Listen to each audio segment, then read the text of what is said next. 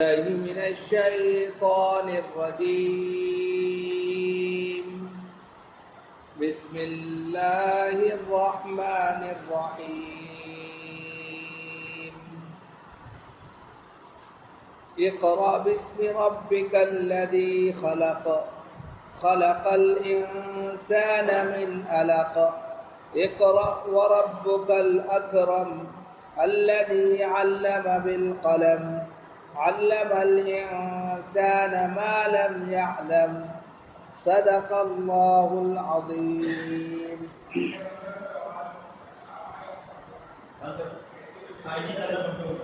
محترم بزرگوں اور دوستوں،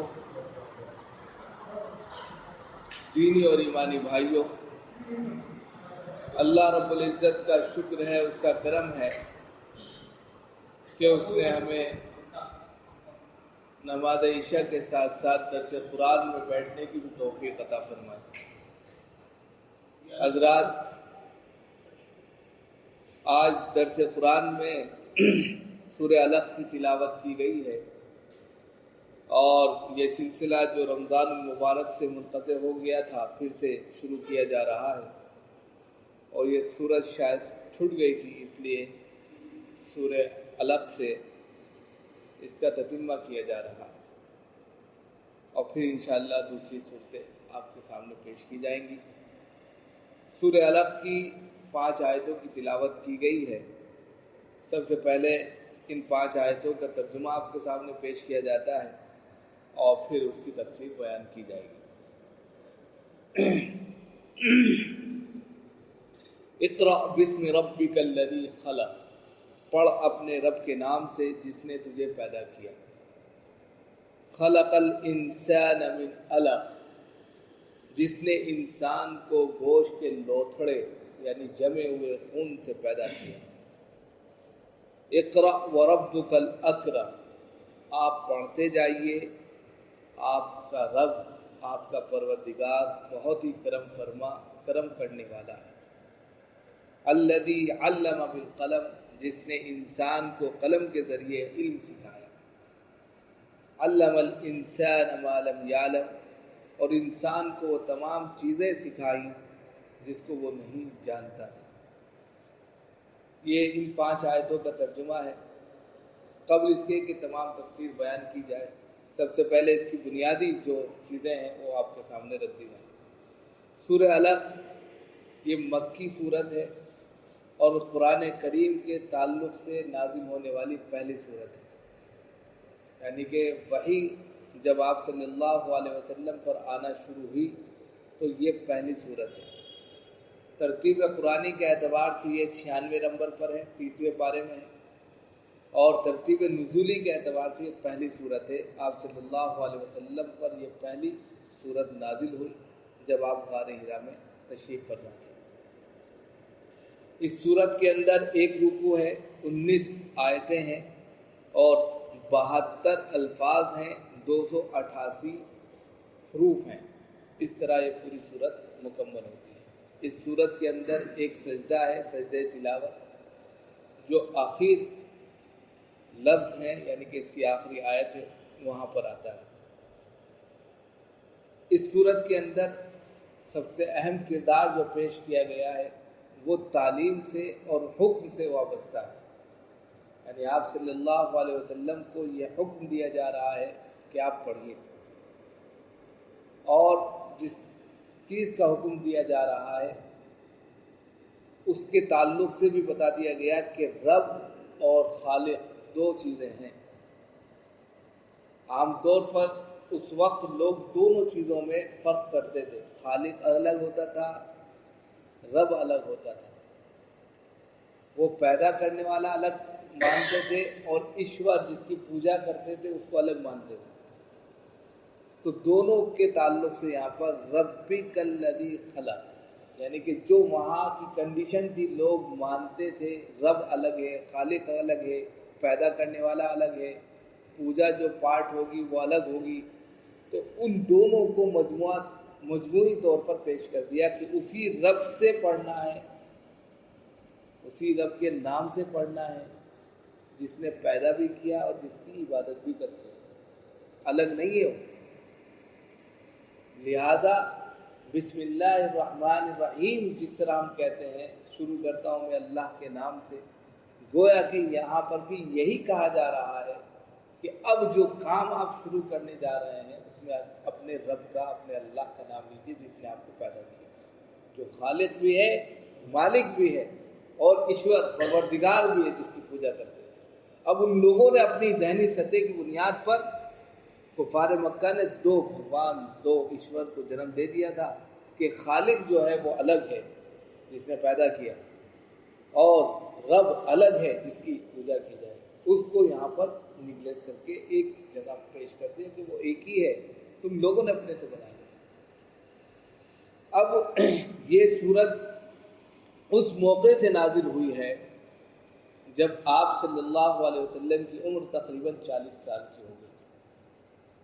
40 سال کی عمر میں آپ دین حنیف یعنی کہ حضرت ابراہیم علیہ السلام کے دین پر عمل کرتے تھے، یکسوئی کے ساتھ دھیان لگاتے تھے، اللہ کو یاد کرتے تھے، اور کئی دن کا توشہ لے کر حضرت خدیجہ سے آپ غار حرا میں چلے جاتے تھے.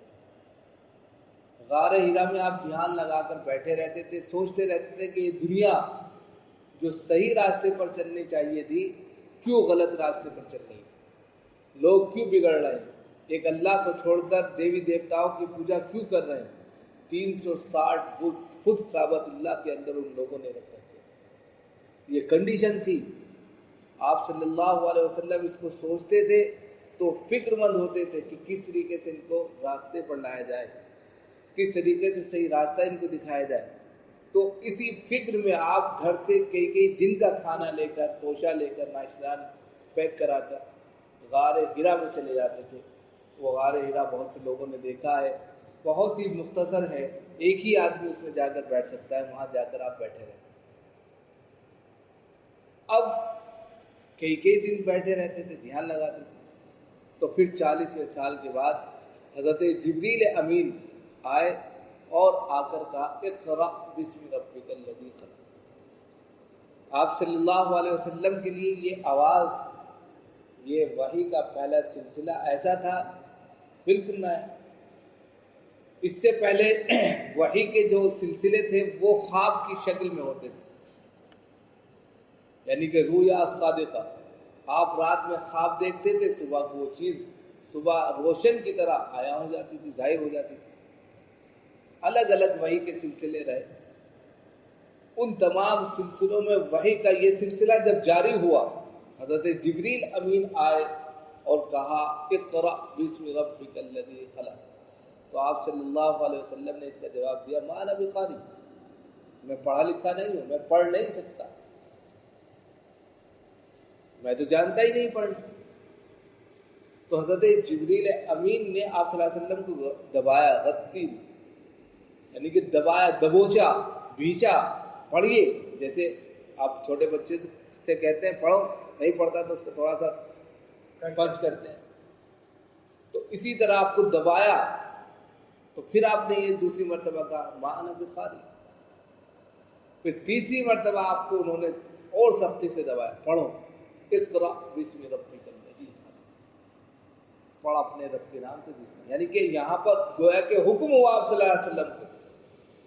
جیسے کہ قل کا لفظ استعمال ہوتا ہے، قل آپ کہہ دیجئے، اسی طرح یہاں پر اقرا کے لیے پڑھیے. اب آپ کو حکم ہو رہا ہے، آپ شروع کر دیجئے. اب شروع کیوں کیا، کیوں کرنے کے لیے کہا جا رہا ہے؟ آگے 2 آیتوں کے بعد میں وَرَبُّكَ الْأَكْرَمُ، آپ شروع تو کیجئے اس لیے کہ آپ کا پروردگار تو بڑا کرم فرما ہے، سب آسان کر دے گا آپ کے لیے. آپ پریشان کیوں ہوتے ہیں؟ آپ پڑھیے. آپ جو ڈر رہے ہیں، آپ جو کہہ رہے ہیں مانا بخاری مجھے پڑھنا لکھنا نہیں آتا، میں جانتا نہیں ہوں، تو پریشان مت ہوئیے، آپ پڑھیے بس. اس لیے کہ آپ کا پروردگار وہ کرم فرما ہے، رحم فرما ہے، خود بخود جاری کر دے گا. اور پھر اس کے بعد یہ، اب اس کے بعد حضرت محمد صلی اللہ علیہ وسلم نے جب یہ 5 آیتیں پڑھیں تو آپ کے بدن میں کبھی کبھی تاری ہو گئی. آپ جلدی سے دوڑتے ہوئے حضرت خدیجہ رضی اللہ تعالی عنہ کے پاس آئے اور کہا کہ مجھے اپنی جان کا خطرہ ہے، زملونی زملونی، مجھے کپڑا اڑا، مجھے کپڑا اڑا۔ پھر اس کے بعد جب آپ کی طبیعت تھوڑی نارمل ہوئی تو بتایا کہ میں وہاں تھا، میرے پاس ایک فرشتہ آیا، اس نے یہ کیا۔ حضرت خدیجہ کے ایک رشتہ دار تھے ورقہ بن نوفل، چچے کے چچیزاد بھائی بھی لگتے تھے، وہ توریت انجیل کے پڑھے ہوئے تھے، وہ سمجھ گئے، وہ ان کے پاس ان کو لے گئے، چلے گئے، ارے پھر کہا یہی تو آخری نبی ہے۔ ورقہ بن نوفل نے جیسے ہی ان کے یہ آثار دیکھے تو بتا دیا یہی آخری نبی ہے، توریت اور انجیل میں اسی کی طرف اشارہ ہے۔ اور اس نے یہ کہا کہ مجھے افسوس ہے کہ آپ کی قوم آپ کو نکال دے گی۔ تو آپ صلی اللہ علیہ وسلم نے کہا اب مخرجیہم، کیا وہ مجھے نکال دیں گے؟ میں تو ان کے درمیان 40 سال تک رہا ہوں، سب مجھے جانتے ہیں کہ ہاں نکال دیں گے۔ اور پھر انہوں نے ایک اور جملہ کہا، کاش کہ میں اس وقت زندہ ہوتا تو آپ کی مدد کرتا۔ لیکن اتفاق دیکھیے کہ چند دنوں کے بعد انہیں انتقال ہو گیا۔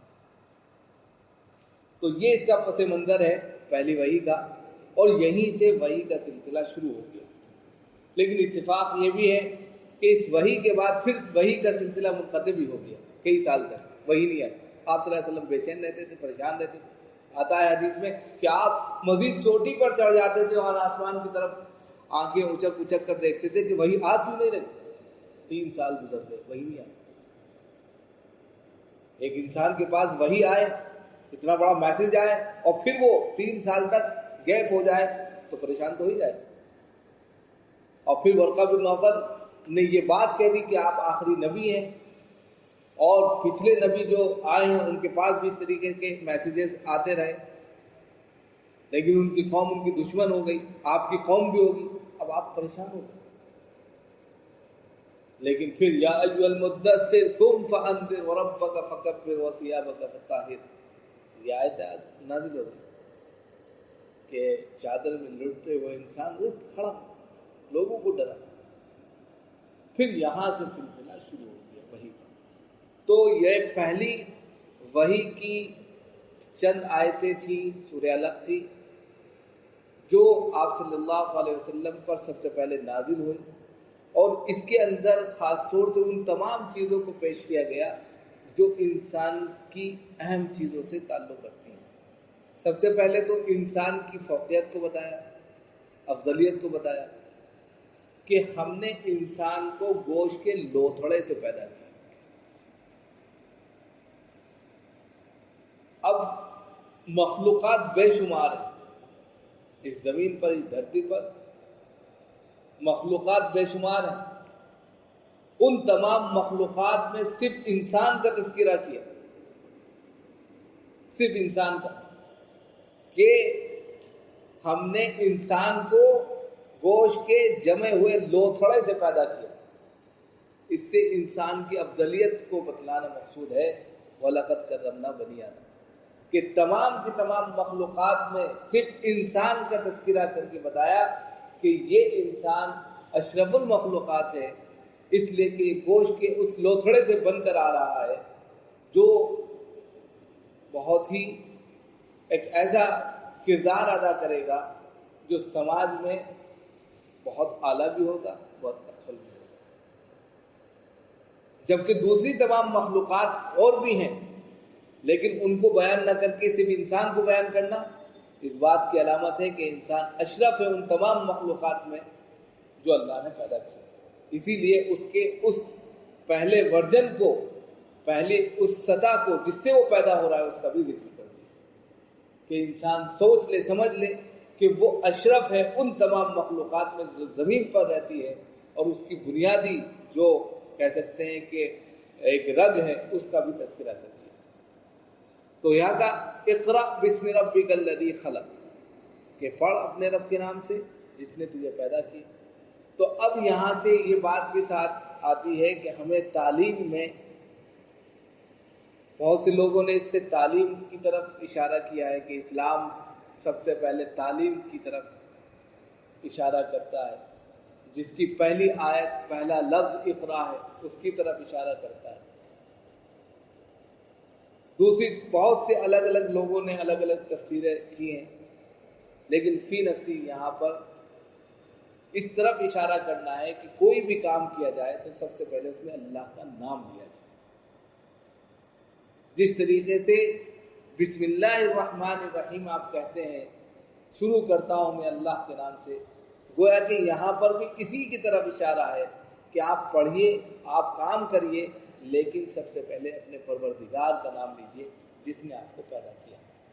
اب آپ صلی اللہ علیہ وسلم کے تعلق سے، توسط سے پوری انسانیت کو یہ میسج، یہ پیغام دیا کہ جس نے آپ کو پیدا کیا اس کو تو یاد کرو اپنے ان تمام کاموں میں جو آپ کر رہے ہیں. اور جب یہ تمام چیزیں ہوں گی تو خود بخود آپ کے کام اچھے بنیں گے. اور دوسری چیز یہ ہے کہ پڑھنے سے، کہ انسان جب پڑھتا ہے، تعلیم حاصل کرتا ہے، ایجوکیشن حاصل کرتا ہے، تو اس کو اچھے اور برے کا فرق معلوم ہوتا ہے. تو پھر وہ اور اعلیٰ طریقے پر، اعلیٰ پیمانے پر وہ جو ہے اپنی بھکتی کر سکتا ہے، اللہ کو یاد کر سکتا ہے. اس لیے تعلیم کی طرف بھی اشارہ ملتا ہے. تو دونوں چیزیں ہیں کہ پہلے اپنے رب کا نام لیا جائے، دوسرے نمبر پر تعلیم کو حاصل کیا جائے، تیسرے نمبر پر اس چیز کو سیکھا جائے جو انسان ابھی تک سیکھ نہیں سکا.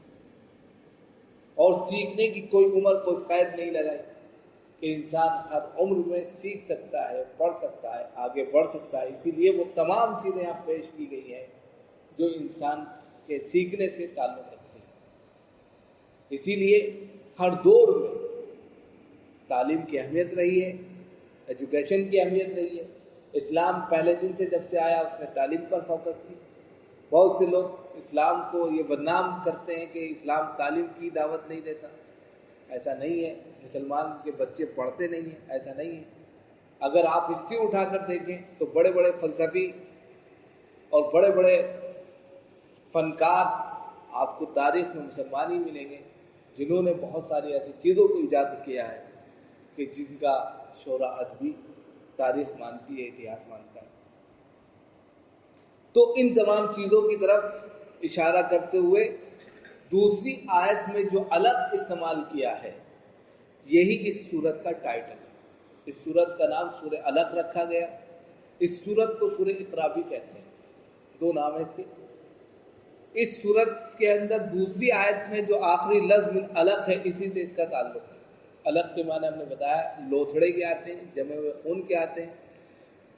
تمام مخلوقات میں انسان کو فوقیت دینے کے لیے اس کی وضاحت یہاں پر کی گئی ہے کہ انسان کو جس نے، یعنی اللہ نے جس انسان کو خون کے لوتھڑے سے پیدا کیا، اس انسان کو چاہیے کہ وہ پہلے اپنے پروردگار کا نام لے، اس کے نام سے کام کرے، اس کے نام سے آگے، کیونکہ اس کا کوئی وجود نہیں تھا، اس کا کوئی اسٹیٹس نہیں تھا. تمام مخلوقات میں اس کا تذکرہ کیا اور پھر تذکرہ کر کے اس کو ایک بہترین وجود، ایک بہترین شکل اختیار دی تو اس کا حق بنتا. اور پھر آپ صلی اللہ علیہ وسلم جو بار بار ڈر رہے تھے پڑھتے ہوئے، مانا بخاری مانا بخاری کہہ رہے تھے میں پڑھا لکھا نہیں، تو اس طرف اشارہ کر دیا گیا اقرا، آپ پڑھتے جائیے، آپ پڑھیے تو، جیسے آپ کہتے ہیں پڑھیے تو کم از کم آپ پڑھتے جائیے. وَرَبُّكَ الْأَكْرَمُ، آپ کا پروردگار تو بڑا کرم فرما ہے.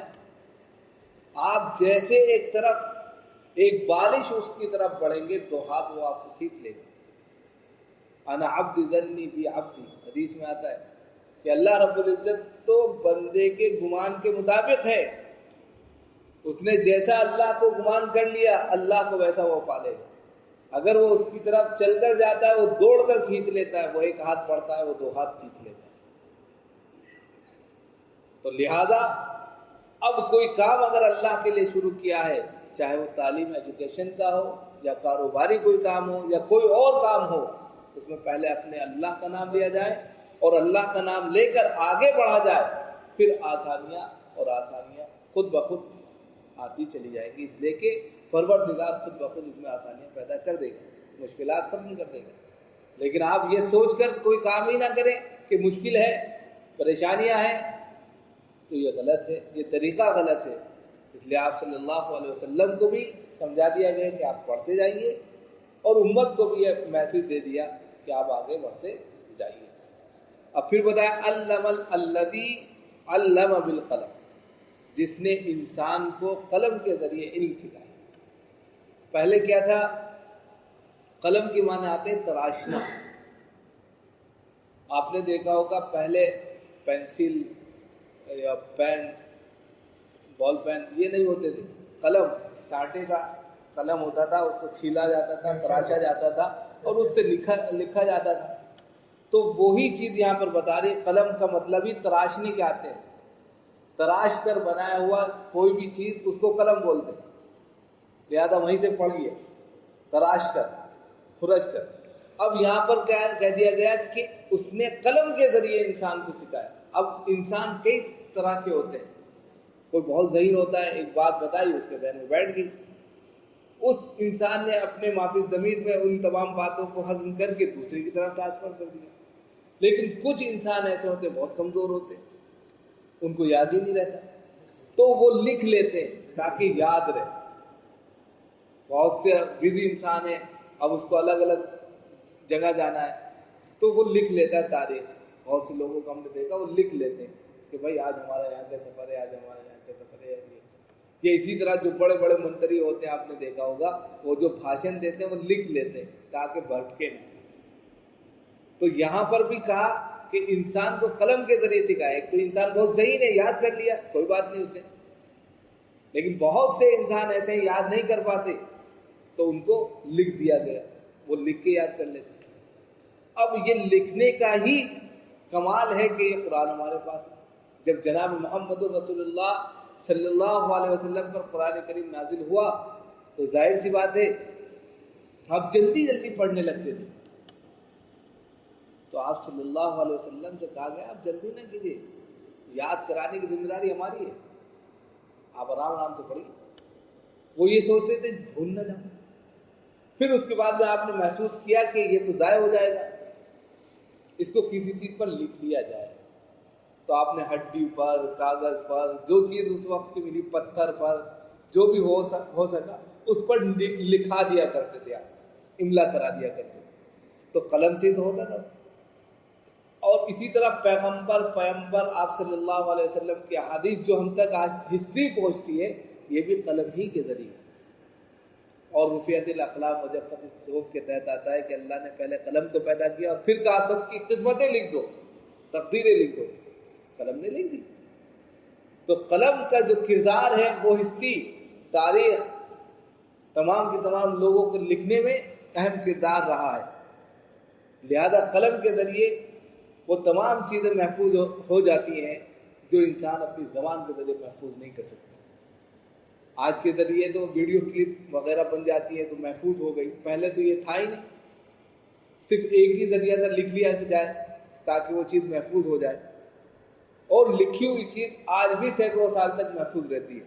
تو اسی لیے کہا کہ ہم نے یعنی کہ وہ ذات جس نے انسان کو قلم کے ذریعے علم سکھایا، اور آج بھی انسان اسی سے سیکھا ہے۔ پہلی آیت 1400 سال پہلے کہہ دیا گیا، تو یہ آج بھی بالکل 100% انسان اپنی آنکھوں سے تجربہ دیکھ رہا ہے۔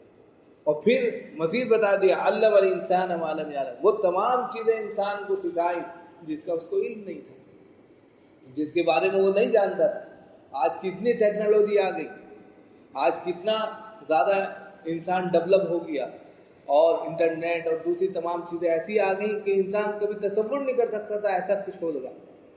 آج ڈیجیٹل پوری دنیا ہو گئی ہے، ہر چیز جو ہے صرف ایک ٹچ پر آ گئی ہے۔ تو انسان پہلے کہاں جانتا تھا، لیکن انسان کو دھیرے دھیرے وہ تمام علوم سکھا دیے اللہ نے جس کو وہ نہیں جانتا تھا۔ لیکن یہ علوم جناب محمد رسول اللہ صلی اللہ علیہ وسلم کو پہلی وحی میں بتا دیے گئے۔ یہ تمام چیزیں جو آج ہمارے سامنے آ رہی ہیں یا ہم دیکھ کر مشاہدہ کرتے ہیں، تو یہ ایسی نہیں ہے کہ یہ آج کی ہیں، یہ تو 1400 سال پہلے بتا دی گئی ہیں کہ ہم نے انسان کو یہ تمام چیزیں سکھائی ہیں۔ اب انسان ان سے عقل حاصل کرے کہ جس رب نے، جس اللہ نے 1400 سال پہلے اسلام کی شروعات کے دنوں میں یہ میسیجز دیے، آج اس کے لیے تمام چیزیں بالکل روز روشن کی طرح آیا ہے۔ اگر وہ واقعی میں اللہ کو جانتا ہے، سمجھتا ہے، کتابوں کو پڑھتا ہے، جانتا ہے، تو وہ ایمان لائے بغیر نہیں رہ سکتا، اور اللہ کے حضور سجدہ ریزی کے علاوہ اور کچھ نہیں کر سکتا۔ یہ اس طرف اشارہ کرتی ہیں وہ تمام چیزیں کہ دنیا کی جتنی ترقی ہو رہی ہے ان ترقیوں کے پیچھے یہ آیتیں پوشیدہ ہیں. اگر انسان واقعی میں دھیان دے اور غور کرے تو یہ میسیجز نکل کر سامنے آتے ہیں. یہ 5 آیتیں تھیں جن کا ترجمہ اور تفسیر آپ کے سامنے رکھی گئی. مزید اس کے بعد کے جو پیغامات ہیں اس کا موضوع الگ ہے، دوسرا ہے، اس لیے یہاں پر روک دیا گیا. انشاءاللہ اگلے ہفتے اس کو پورا کرتے ہیں. اللہ تعالیٰ ہم سب کو